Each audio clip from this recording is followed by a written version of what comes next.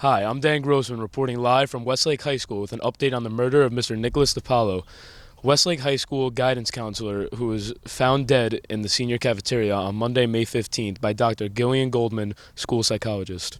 You were the one who found Mr. DiPaolo in the cafeteria dead, and were the one who told Mr. Novak about this. Is that true? That is correct. The 911 call was placed by Dan Novak, Westlake High School vice principal. The FBI issued warrants for several key suspects: math teacher Brian McClintock, art teacher Carolyn Frawley, broadcast teacher Claudia Abate, science teacher Sky Smith, and librarian Phil Catrone. A broken glass covered in McClintock's fingerprints and containing cyanide was found at the crime scene. The cyanide was what ultimately killed DiPaolo. Sources say that DiPaolo was asking for McClintock and Frawley before he was killed on Monday. FBI uncovered an art fraud scheme perpetrated by Frawley and McClintock. Frawley was creating the forgeries and McClintock was selling them. DiPaolo discovered out what was going on and was attempting to blackmail both parties. The FBI arrested Frawley for art fraud on May 25th. This was sold as if it was an original, but this is the original.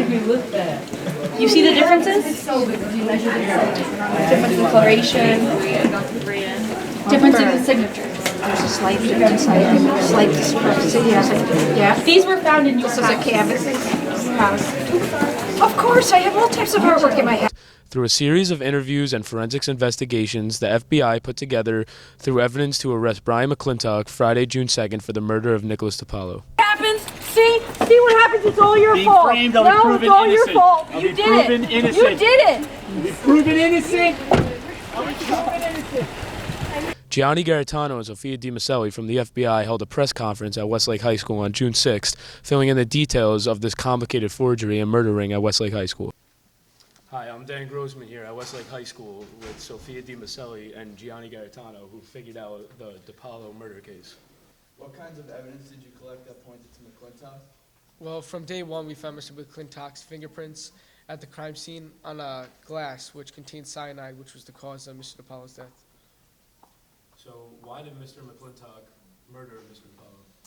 Mr. McClintock murdered Mr. DiPaolo because him and Miss Frawley were having a business selling illegal paintings that were forged by Miss Frawley, and he knew that DiPaolo was going to find out about it, so he murdered him before he could.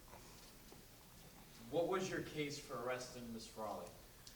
Well, once we got bank records and a search warrant for Miss Frawley's house, we were able to find forged artwork in her basement, which which co-linked with the bank statements of $100,000 deposits to her account. So we had reasonable cause to believe that she was selling forged artwork.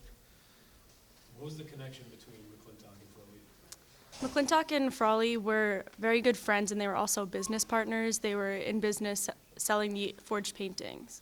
When we were interviewing Mr. Catrone, actually, he told us that Mr. McClintock was calling him up and asking for buyers that would be interested in artwork for him to sell. So we had reason to believe that he was getting the artwork from Miss Frawley to sell and make money. Is this case fully solved? Do you think there's anyone else tied to this murder? I don't think that there's anyone else tied to the murder. The only person was Mr. Smith, who had the cyanide in his room, but there was witness that Mr. McClintock actually broke into Mr. Smith's room to get the cyanide. It still isn't a closed case. Thank you. I'm Dan Grossman, and this is W.